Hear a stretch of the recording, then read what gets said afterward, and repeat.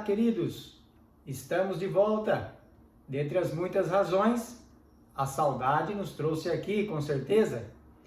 Você observou no início do vídeo que ele traz uma pergunta, e a pergunta é esta: o que é fake?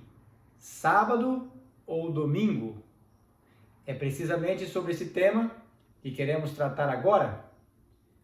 Contudo, antes de darmos continuidade, eu quero assistir com vocês uma animação produzida na Alemanha, promovendo a guarda do domingo.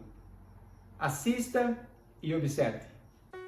Finalmente domingo. A família Zonemann senta-se para um café da manhã com calma.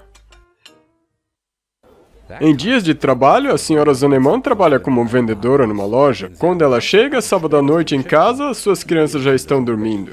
Mas no domingo, ela finalmente tem tempo para a família.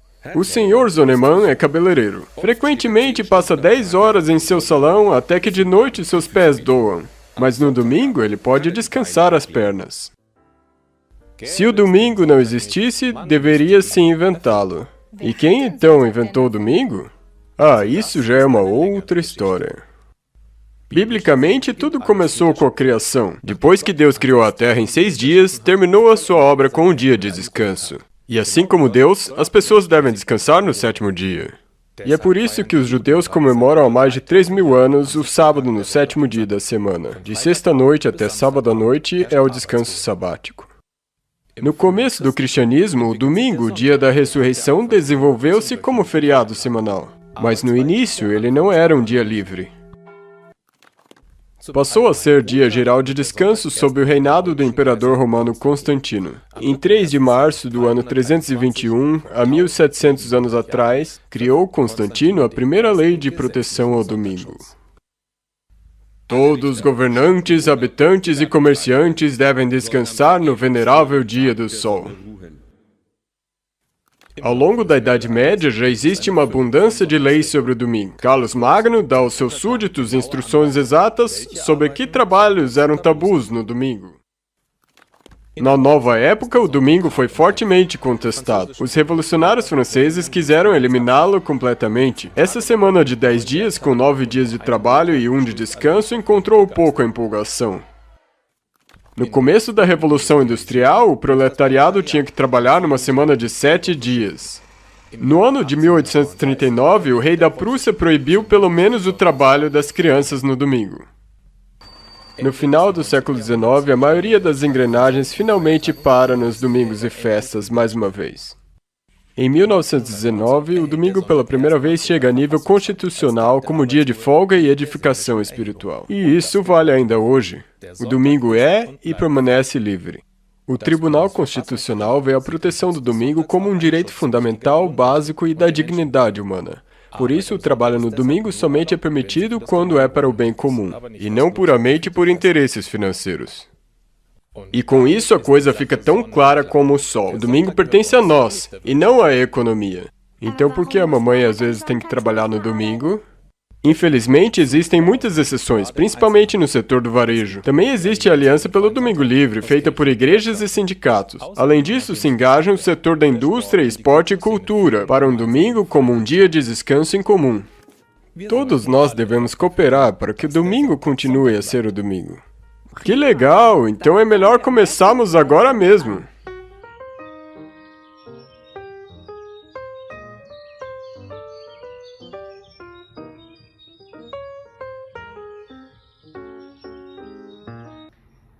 O que defende a animação? Eu quero destacar aqui alguns pontos.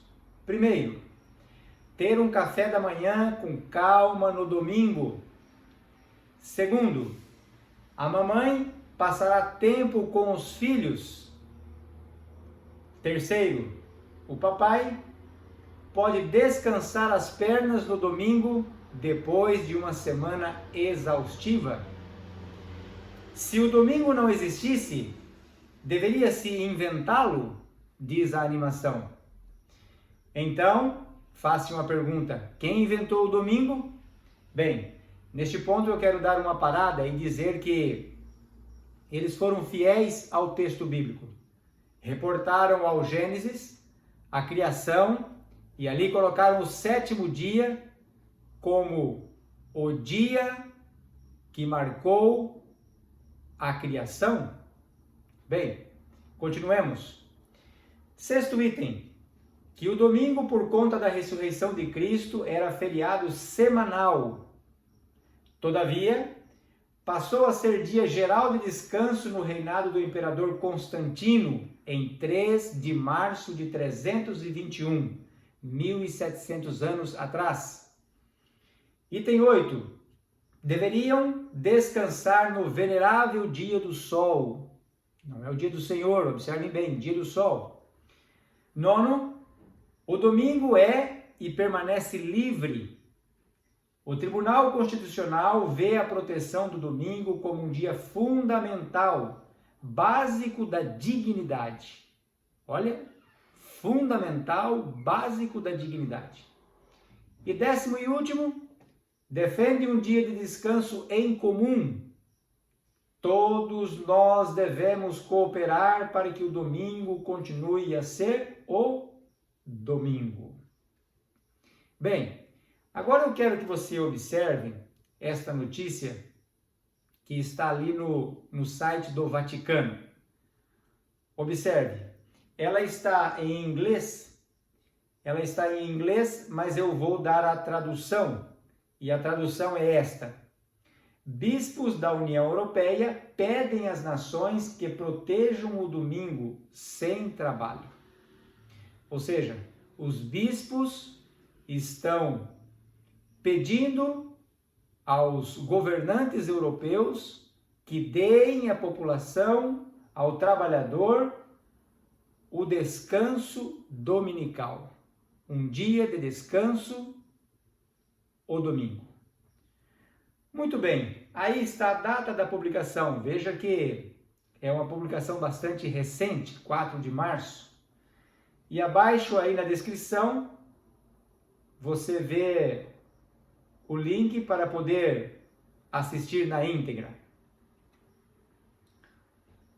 Muito bem, o que os bispos querem com isto? Os bispos da Europa pedem um dia livre de trabalho, que isto seja uma prioridade, diz, ou seja, a guarda do domingo. Eles promovem o domingo, o Dia Internacional Sem Trabalho, a necessidade de um dia livre por conta do excesso de trabalho. E destacam e defendem a necessidade de passarem mais tempo com a família, dentre outras alegações. Veja que o mundo está clamando por um dia de descanso. E o dia que está sendo promovido, defendido, é o dia do domingo. Bem, há sociólogos dizendo que necessitamos de um governo mundial. E há sociólogos também afirmando que só há uma pessoa ou só há um líder que pode governar este mundo, ou seja, o Papa. Muito bem. A Igreja Católica está se recuperando ou se restaurando com o mundo. Há não muito tempo atrás, sabemos que a Igreja Católica tinha uma certa dificuldade com vários segmentos do mundo. Todavia, hoje, ela está restaurando a sua simpatia, amizade com todo mundo.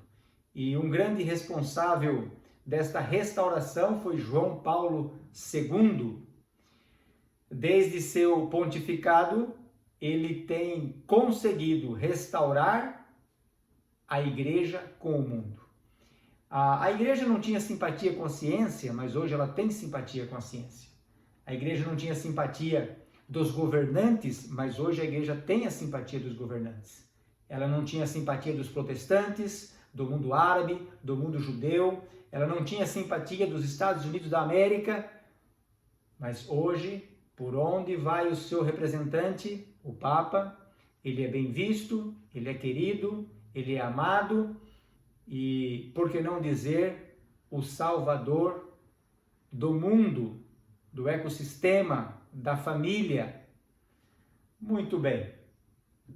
Eu quero apresentar dois documentos bastante conhecidos. Todos nós temos acesso, ou temos tido acesso, e podemos ter acesso a esses documentos, que vem fortalecendo essa ideia de decretarem o domingo como o dia da família, o dia para preservar a natureza, o trabalhador, o dia de descanso.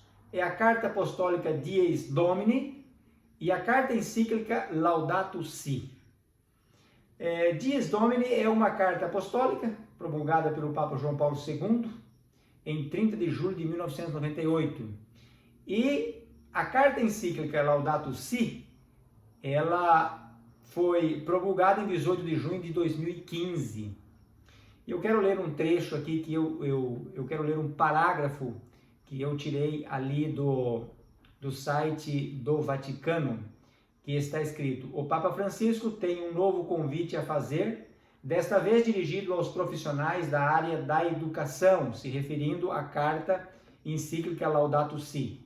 Será realizado no Vaticano, no dia 14 de maio de 2020, ou seja, era para ter acontecido o ano passado, mas por conta da pandemia não aconteceu, um encontro mundial sobre o tema Reconstruir o Pacto Educativo Global. Ou seja, educar o mundo. Essas duas cartas, embora diferentes, mas o teor praticamente o mesmo e a ideia praticamente a mesma. Enaltecer o dia de domingo para os seus fiéis, para a sua comunidade de fiéis, mas não somente a estes, para todo o mundo. O enaltecimento do dia de domingo como dia de descanso, como dia de repouso. Muito bem. Mas não é só os católicos que pensam assim. Outros cristãos que não pertencem à comunidade católica também compartilham deste pensamento. No programa Vejam Só, e na descrição do vídeo está o link para você poder assistir na íntegra, nós percebemos ali, através de uma entrevista com um pastor, aonde ele defende a guarda do domingo e defende também que o domingo é o dia santo do Senhor, o dia onde nós devemos de reverenciar para termos comunhão com a família, com Deus e também com a sociedade. Muito bem, vamos assistir este vídeo. E essa ocasião que nós estamos vivendo, claro, a maior crise que a nossa geração já assistiu, tá bem, mas não lhe parece que é algo, pelo menos no grau que nós estamos vendo, de alcançar o mundo todinho, nunca aconteceu antes, aconteceu? Eu acho que não. A história fala de algumas pandemias, né? Gripe espanhola, peste negra. Me parece que elas estavam restritas à Europa. Elas não atingiam o mundo inteiro. Sem dúvida, a nossa geração não tinha passado por isso. E eu estou com aqueles pastores, pastor, que a semelhança dos antigos, sempre que acontece algo assim muito trágico, a gente pensa, Deus está disciplinando o mundo. Deus está disciplinando. E está, de alguma forma, mexendo com a igreja. Esse é o momento, não é momento de festa, esse é o momento de a gente falar o que Deus está querendo nos ensinar com essa pandemia. Pode ser o braço do Senhor. Eu lia há pouco tempo atrás o livro do Packer, Entre os Gigantes de Deus, que é um livro que fala do período lá dos puritanos. E ele dava o exemplo de dois pastores pensando exatamente assim. Quando aconteceu uma grande guerra na época deles, eles pensaram, por que Deus está nos disciplinando? Que pecado nós temos cometido contra Deus? E não precisa ir muito longe para ver que o mundo evangélico de hoje, ele despreza muitos dos mandamentos de Deus, né? Inclusive a guarda do domingo, que é um mandamento esquecido. Quem é que guarda o domingo hoje no mundo evangélico? Pouquíssimos. A geração dos nossos pais e dos nossos avós davam muito valor a você, no domingo, não fazer nada, devotar-se às coisas de Deus. A geração atual esqueceu isso. O que é guardar o domingo, reverendo? É você focar manhã, tarde e noite em exercícios devocionais. É você focar o seu dia nas coisas do Senhor. É você participar das atividades da igreja todas. É você não trabalhar nesse dia. É você nem pensar, é você descansar sua mente, não pensar em questões de trabalho, é descansar a tua mente. Então, você se devota ao Senhor o dia inteiro, você pratica obras de misericórdia, que é visitar pessoas doentes e questões assim, ajudar pessoas. E é também o descanso, né? Então, devoção, descanso do corpo e obras de misericórdia. Eu creio que a geração evangélica atual tem desconsiderado isso. Conheço alguns crentes que frequentam estádio de futebol. Em pleno domingo. Não deveria. Nós temos 6 dias para fazer as obras seculares, né? Deus, na criação, santificou o 7º dia. Nós sabemos que em Cristo, quando Cristo ressuscita, e Ele é o Senhor do sábado, Ele pode fazer a mudança, a igreja passa a seguir, a guardar o 1º dia da semana, né? Então, há coisas que a gente faz em 6 dias, mas esse dia é especial para nós nos concentrarmos nas coisas de Deus. Será que isso não é uma decorrência, reverendo, esse descaso para com o domingo, uma decorrência da falta de observar o primeiro grande mandamento? Ah, com certeza, com certeza, com certeza. Aliás, é interessante, pastor, a geração atual até teme quebrar a 2ª tábua, né? Até teme, puxa vida, eu não posso matar uma pessoa, Deus vai me punir, mas não teme quebrar a 1ª tábua. Não teme. Por quê? Porque teme mais a homens do que a Deus. Teme mais a punição humana do que a punição divina. Nós deveríamos ter o mesmo temor de quebrar o dia do Senhor ou de blasfemar contra o nome do Senhor do que cometer um assassinato. Por que a gente teme mais a punição civil do que a punição que vem de Deus? Percebe? Vejam só o que o entrevistado disse. Primeiro, que o pecado que estamos cometendo é não guardarmos o domingo. Segundo, nossos pais não faziam nada no domingo. Terceiro, o que é guardar o domingo? É feito a ele esta pergunta. E a resposta foi devoção, descanso e obra de misericórdia. Quarto, ele alega que Cristo é o Senhor do sábado e pode fazer a mudança. Todavia, nós lemos em Mateus 5,17 que Cristo não veio destruir a lei, mas cumprir. Quinto, afirma ser a pandemia uma decorrência ou descaso de não observarmos o primeiro e grande mandamento. Observe. Nós deveríamos ter o mesmo temor ao quebrar a guarda do domingo como temos ao cometer um assassinato. Ele menciona ali que nós temos temor de transgredir a 2ª tábua dos mandamentos, ou a 2ª seção dos mandamentos. Todavia, nós não temos o temor de quebrar a primeira parte dos 10 mandamentos. Muito bem. Gostaria de analisar alguns textos da Bíblia, e o primeiro deles está em Gênesis 1:31, que está escrito: viu Deus tudo quanto fizera, e eis que era muito bom, houve tarde e manhã, o 6º dia. E em Gênesis 2, do verso 1 ao verso 4, está escrito: assim, pois, foram acabados os céus e a terra e todo o seu exército, e havendo Deus terminado no dia 7º a sua obra que fizera, descansou nesse dia de toda a sua obra que tinha feito. E abençoou Deus o 7º dia e o santificou, porque nele descansou de toda a obra que como Criador fizera. Esta é a gênese dos céus e da terra quando foram criados, quando o Senhor Deus os criou. Queridos, no término da criação, Deus coroou a criação com o sábado. O sábado foi designado por Deus para o homem, para o seu descanso, para que ele se esquecesse das coisas deste mundo, terrenais, e voltasse para as coisas espirituais. não perdesse o centro da sua existência, que é o próprio Deus. Muito bem.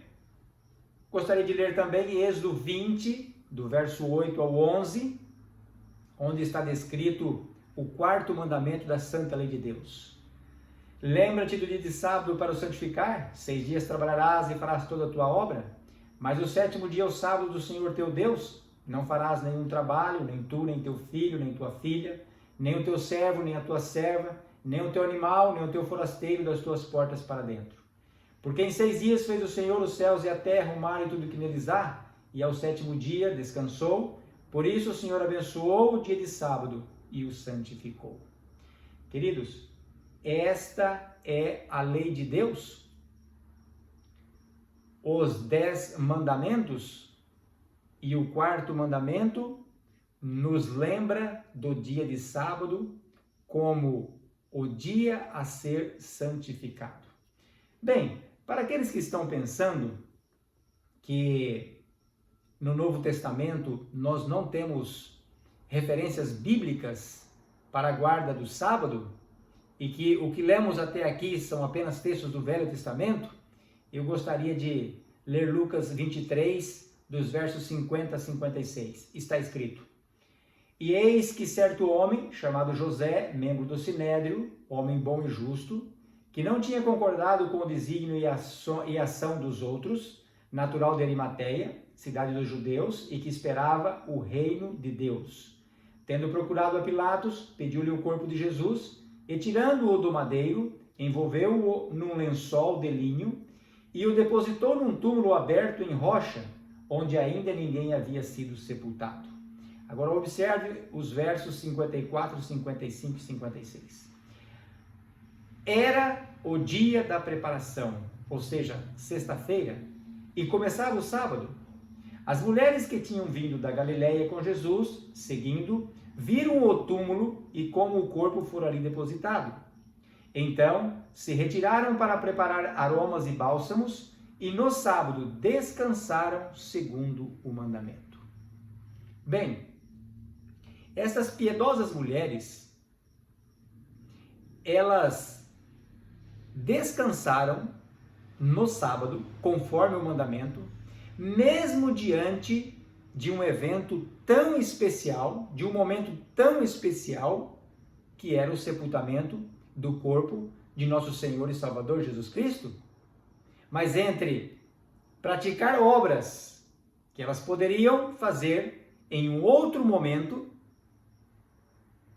e guardar o sábado, elas optaram por guardar o sábado.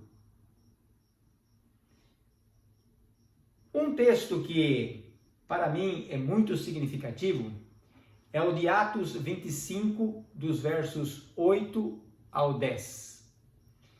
E eu leio. Aqui é uma referência a Paulo, diante de Festo, fazendo uma defesa das acusações dos judeus. Ele diz: Paulo, porém, defendendo-se, proferiu as seguintes palavras: nenhum pecado cometi contra a lei dos judeus, nem contra o templo, nem contra César. Queridos, este acontecimento se deu pelo menos ou mais de 20 anos depois da morte de Jesus Cristo, morte e ressurreição. E Paulo ainda guardava o sábado, porque se ele não guardasse o sábado, ele não poderia dizer nenhum pecado cometi contra a lei dos judeus, porque os judeus guardam o sábado. Continua o texto. Então Festo, querendo assegurar o apoio dos judeus, respondeu a Paulo: queres tu subir a Jerusalém e ser ali julgado por mim a respeito destas coisas? Disse Paulo: estou perante o tribunal de César, onde convém seja eu julgado. E ele repete: nenhum agravo pratiquei contra os judeus. Reitero, se Paulo não fosse um guardador do sábado, 20 anos ou mais depois da ressurreição de Jesus, ele não poderia proferir estas palavras.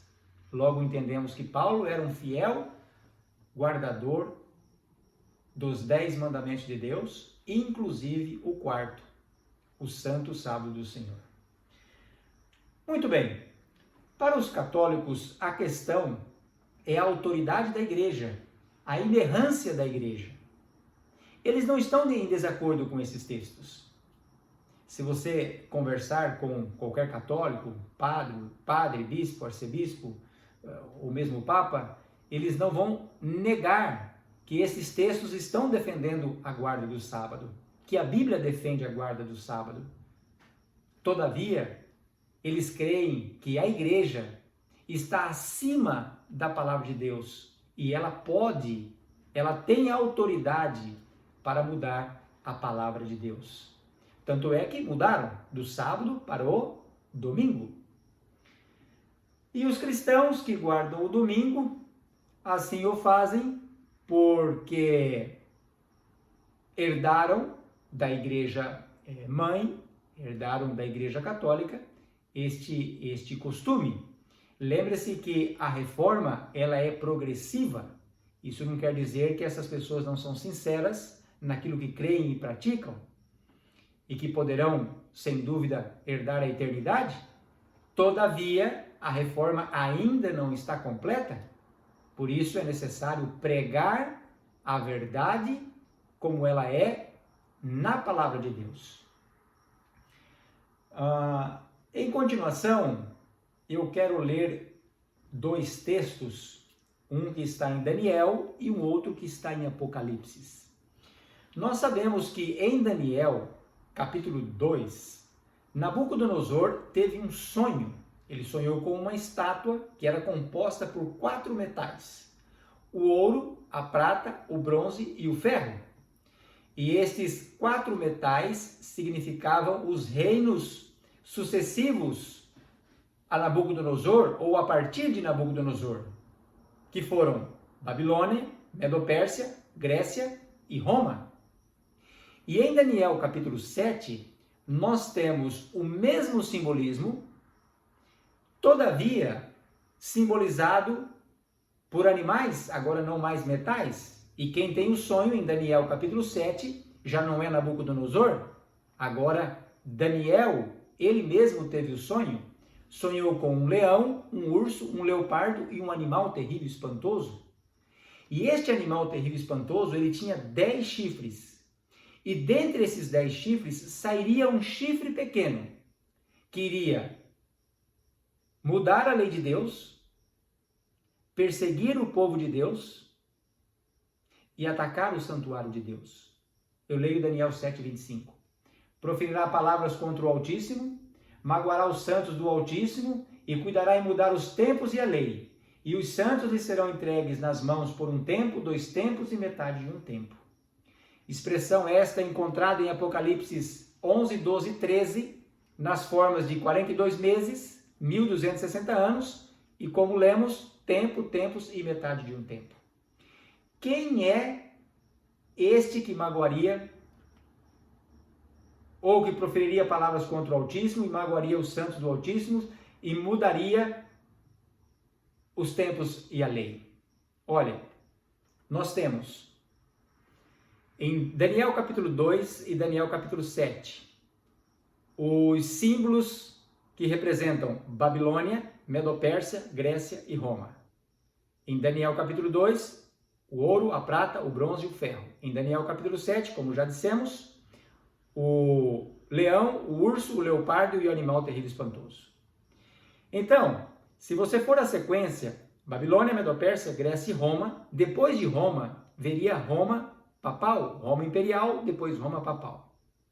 Roma papal, ou seja, aquela ponta pequena, ela surgiu dos 10 chifres, das 10 nações composta pelas tribos bárbaras que compõem a Europa.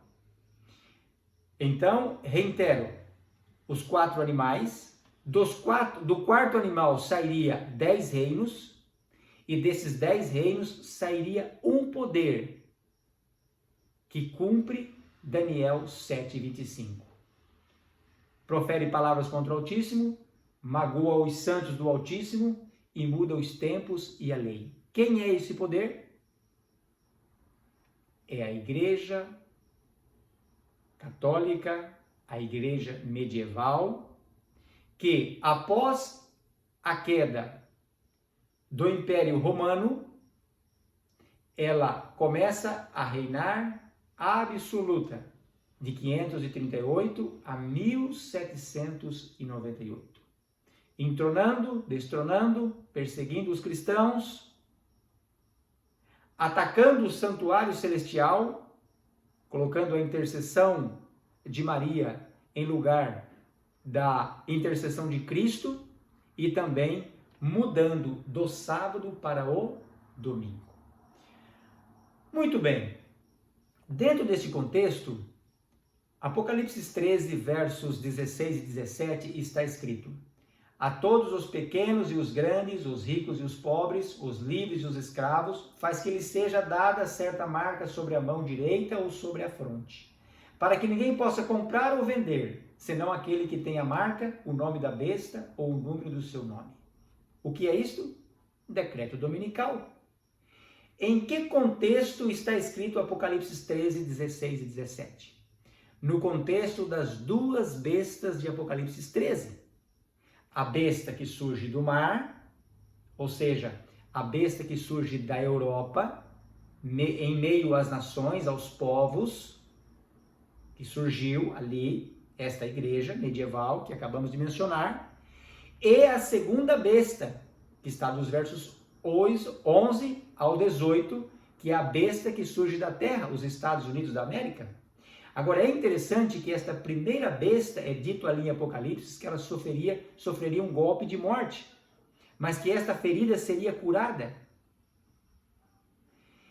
Esta ferida está sendo curada a cada dia que se passa. Conforme mencionamos, João Paulo II foi um grande responsável para poder restaurar a Igreja Católica diante da sociedade, diante do mundo, da ciência, das nações, dos protestantes, e a cada dia esta igreja, representada pelo Papa, ganha simpatia, ganha o louvor e ganha poder.